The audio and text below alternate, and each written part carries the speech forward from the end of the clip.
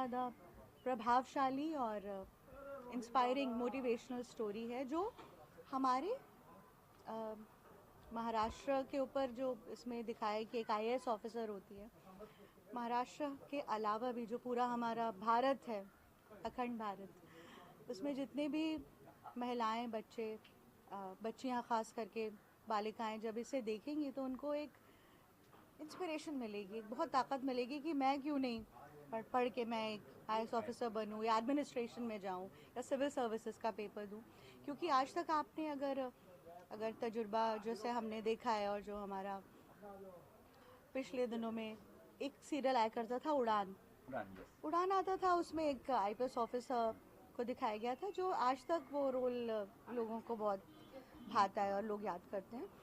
लेकिन जो IAS officers हैं, या अब उसके बारे में लोगों को जानना चाहिए, क्योंकि जो आईएएस ऑफिसर होता है वो एक पुलिस डिपार्टमेंट के अलावा पूरा का पूरा जो आपका ज़िला होता है, आपका तालुका होता है, आपका डिवीज़न होता है, उसको वो संभालता है। और जो जो डिपार्टमेंट्स उनको मिलते हैं, बहुत सारे डिपार्टमेंट्स होते हैं जिसमें वो अलग अलग ट्रांसफ़र्स होते रहते हैं और वो लोग उसमें पोस्टिंग होती रहती है। तो इसमें जैसे ही वो ऑडियंस के पास पहुंचेगी सर, जब स्टोरी पहुंचेगी और जब लोग उसे देखेंगे, एक तो मज़ा बहुत आएगा क्योंकि ये ऐसे लिखा गया है, बहुत सब जो शेड्स होते हैं ना, क्योंकि कहानी जब लिखी जाती है, शूट होती है, तो उसमें एक नयापन और इंटरेस्टिंग होना बहुत ज़रूरी है। तो इंटरेस्टिंग, बहुत सारे टर्न्स एंड ट्विस्ट, सरप्राइजेस आपको देखने को मिलेंगे।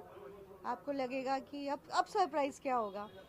ये महिला, ये लड़की एक विवाहित लड़की भी है, स्त्री है, जो कि अपनी मदर इन लॉ को बहुत माँ की तरह प्यार करती है। उसका बेटा भी है, प्लस वो एडमिनिस्ट्रेशन में एक आईएएस ऑफिसर की भूमिका निभा रही है।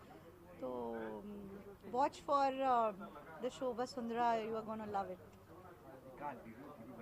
जी, ये बिल्कुल दूरदर्शन जो जिसकी रीच, जिसका जो एक मापदंड है, वो ऑल ओवर द वर्ल्ड है। हमें लगता है कि दूरदर्शन, हम जितने भी जो हम्बल बिगनिंग्स हैं, जितने भी आप हमारे देश के सारे बड़े कलाकारों को देख लीजिए, सब दूरदर्शन से ही उनकी शुरुआत हुई है। और बहुत ये कमाल की चीज़ होने वाली है। मतलब पहले से डीडी तय था कि डीडी पे ही जाना है, या फिर सोनी है जी बड़े चैनल से जी, हम कुछ नहीं किया लोग जी, ये जैसे आपने कहा जो कि रीच उसका था उसकी। जी रीच ज़्यादा है। और हरिओम शर्मा जी जो प्रोड्यूसर हैं इस सीरीज़ के, उन्होंने स्पेशली हम सब लोगों को इकट्ठा किया है और दूरदर्शन के लिए हम हाजिर हैं। और दूरदर्शन के माध्यम से सबके पास पहुंचने वाली है। और मेरे साथ साथ मेरी तो बहुत खुशनसीबी है कि मैं एक ऐसा किरदार निभा रही हूँ जो एक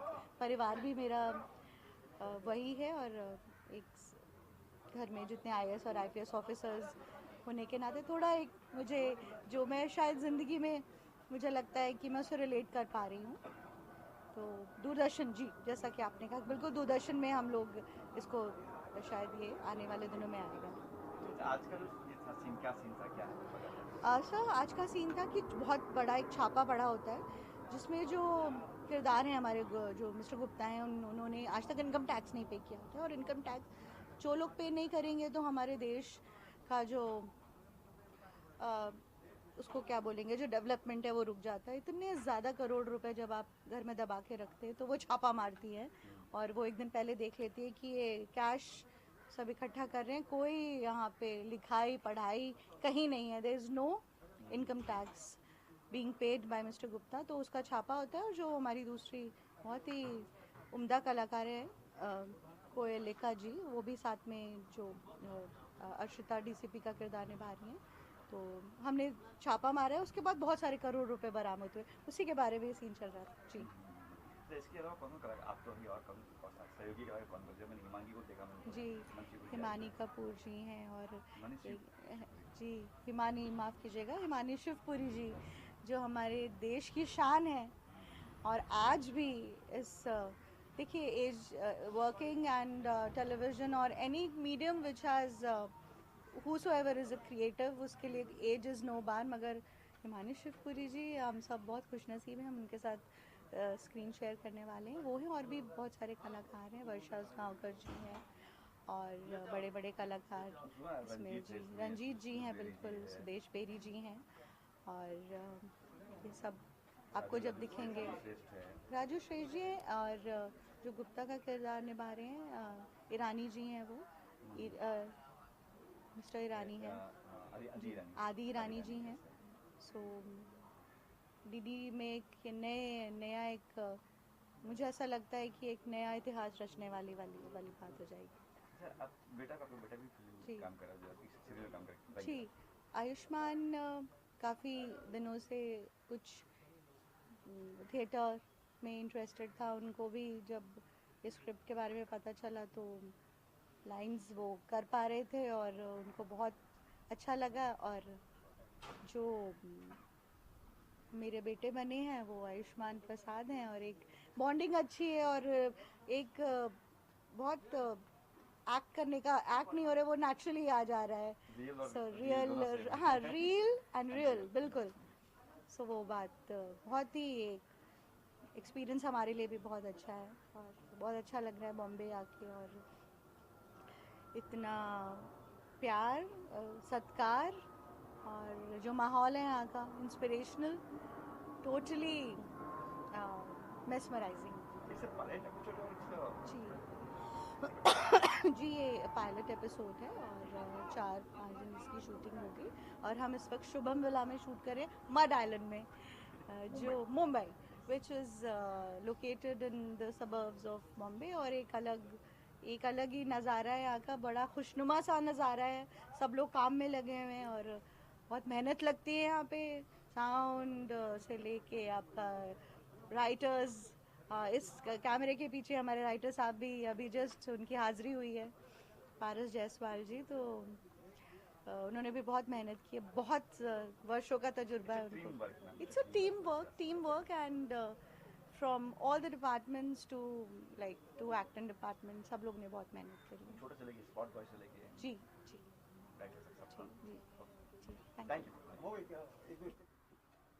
नमस्कार, मेरा नाम पारस जायसवाल है, मैं लेखक हूँ और पिछले 32 सालों से इंडस्ट्री के लिए लिख रहा हूँ, तमाम सीरियल्स, और कम से कम 41 सीरियल तो मैंने दूरदर्शन के लिखे हैं। और इस शो के बारे में मैं बहुत ही कॉन्फिडेंट हूँ। कॉन्फिडेंट इसलिए हूँ कि ये एक बहुत ही बड़ा प्रोजेक्ट है, मेगा शो कहा जाएगा इसे, जिसमें अभी हमारे पायलट में ही मार्केट के तमाम बड़े आर्टिस्ट, सुदेश बेरी, शाहबाज खान, वर्षा उसगांवकर, सुधा चंद्रन, हिमानी शिवपुरी, बबीता ठाकुर, और इस तरह के तमाम आर्टिस्ट भरे हुए हैं इसमें। सारे मार्केट के आर्टिस्ट हमने लिए हैं, और कहानी भी इतनी बड़ी है। ये कहानी महाराष्ट्र की है, महाराष्ट्र के नासिक की कहानी है। नासिक को गोदावरी का नगर कहा जाता है, जहाँ गोदावरी नदी बहती है, जहाँ हर साल कुंभ का मेला आयोजन होता है। तो ये भी एक धर्म नगरी है बहुत बड़ी, और उस नगरी को हमने दिखाने के लिए इस शो को बनाया है। इसके साथ फैमिली ड्रामा भी है, सोशल मैसेज भी है, और एक अगर कम शब्दों में कहूं तो एक आज का आधुनिक महाभारत है कि हमने धर्म अधर्म को भी बीच में लेके आए हैं कहानी के साथ। और साथ में हमारा जो कहानी जहाँ पे बेस्ड है वो है नासिक टू मुंबई कहानी चलती है, और ये धर्म अधर्म की लड़ाई बनती है बाद में, जो आज का आधुनिक महाभारत कहा जाएगा।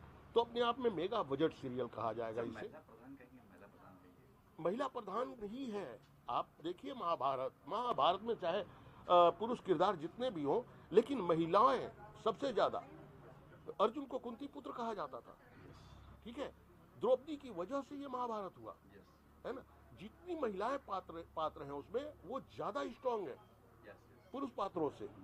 और हमारी कहानी भी जो शुरू होती है, वो कहानी शुरू महाभारत से नहीं होती, कहानी शुरू होती है एक डीएम से, जो नई पोस्टिंग जिसकी नई पोस्टिंग होती है नासिक में।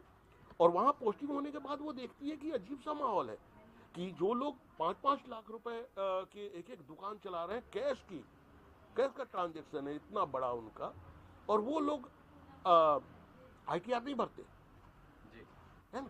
तो इस तरह की चीजें जब देखती है तो पहला एक्शन उसका इन बातों पे होता है, और वहां से बहुत बड़ी रकम बरामद की जाती है।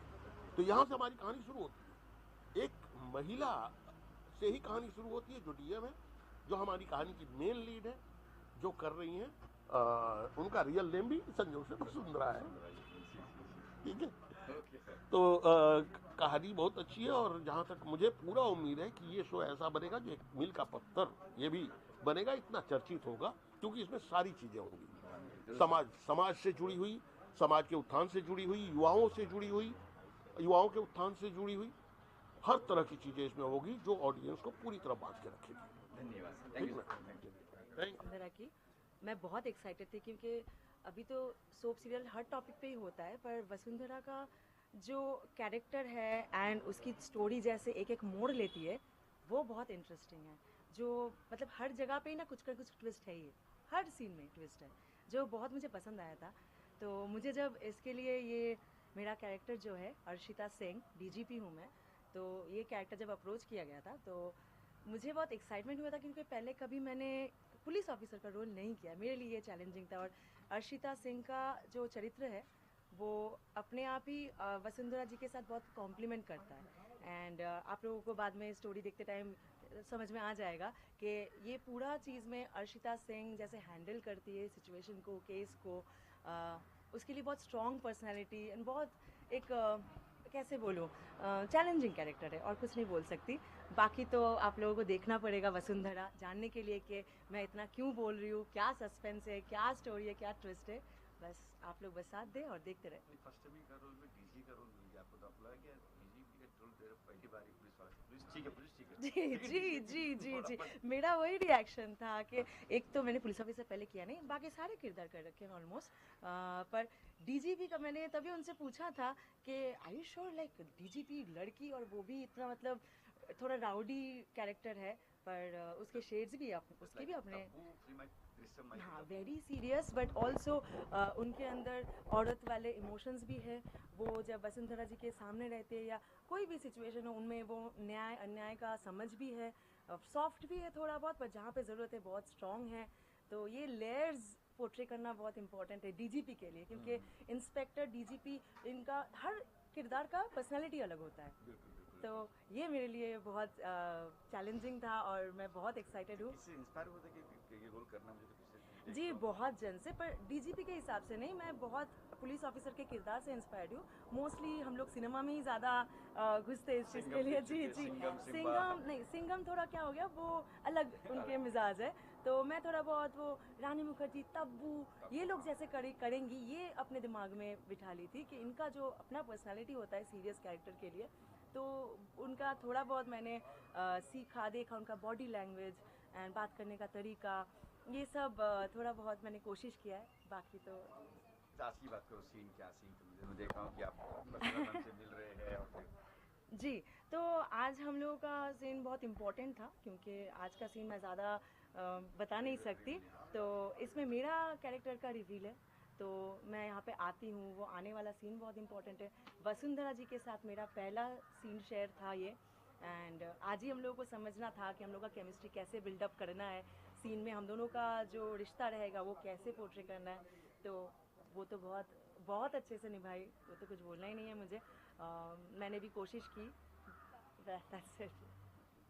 सीरियल डीडी पे रिलीज होने वाला है। जी दूरदर्शन, और पता नहीं क्यों इस वजह से मैं और ज़्यादा एक्साइटेड हूँ, क्योंकि हम जब छोटे थे तब इतने सारे चैनल्स नहीं थे, हमारे लिए दूरदर्शन बहुत इम्पोर्टेंट हुआ करता था। पुराने वो आलोकनाथ जी के सीरियल्स ये सब देख के बड़े हुए, तो मुझे इसलिए इतना एक्साइटमेंट हो कि मैं जब अपनी फैमिली को ये बताऊंगी कि मैं दूरदर्शन में काम, तो बहुत जगह पे हम लोगों ने किया है, पर दूरदर्शन पे काम कर रहे, ये अलग ही मतलब क्लोज टू हार्ट वाला चीज़ है। और महिला प्रधान भी है मेरे ख्याल से सीरियल, महिला और खासतौर। हाँ, इसमें क्या कैसे समझा आपको, मतलब औरत का जो स्ट्रेंथ है, और वो भी अगर जस्टिस हाथ में ले तो क्या क्या कर सकती है, वो बहुत अच्छी तरह से पोर्ट्रे किया गया है। यहाँ पे औरत किरदारों को बहुत इम्पोर्टेंस दिया गया है, वो बड़ा हो या छोटा किरदार हो, सभी कैरेक्टर के बहुत इम्पोर्टेंस है। एंड बहुत स्ट्रॉन्ग दिखाया गया है। यहाँ ऐसा नहीं है कि हम औरतें वीक है, ऐसा कुछ भी नहीं दिखाया गया, पूरा एकदम ताल से ताल मिला के हम लोग चलने वाले, एकदम। आजकल नहीं होता है, सही बात है, वही चीज़ और भी जितना दिखाए उतना हमारे नेक्स्ट जनरेशन के लिए अच्छा है। जी, थैंक यू।